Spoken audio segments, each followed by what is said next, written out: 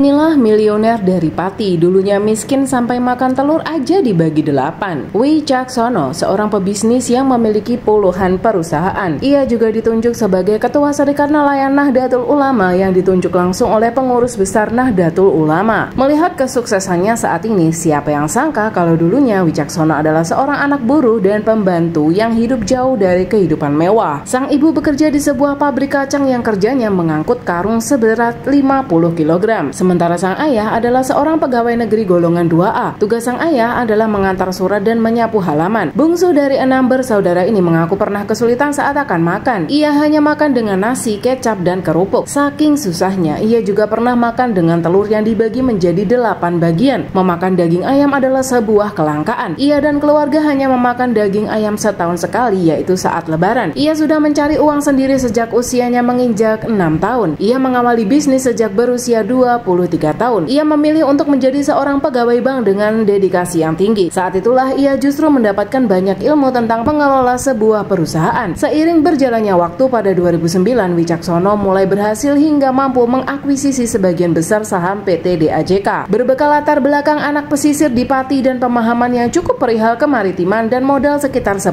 juta, ia berhasil mendirikan PT DPUM Tbk. Pabrik itu mulanya berlokasi di Pati dan hanya mampu menghasilkan puluhan ton ikan dan hasil laut per harinya. Modal awal yang hanya 10 juta rupiah tersebut kembali dengan nilai berlipat, berubah menjadi aset dengan valuasi melebihi 1,6 triliun per triwulan ketiga di tahun 2016. Perusahaan tersebut juga memiliki 4.000 karyawan yang pada tahun itu juga berhasil memproduksi hingga 100 ton ikan per hari dengan kemampuan daya simpan mencapai 25.000 ton yang terdiri dari ikan dan sumber daya laut lainnya. Ia bahkan menorehkan namanya dalam majalah Forbes Indonesia sebagai satu di antara 5 local champions 2017 karena ia dinilai berkontribusi dalam peningkatan ekonomi negara lewat ekspor hasil pemberdayaan sumber daya lokal. Keren sekali, semoga yang masih merintis usaha segera disukseskan ya.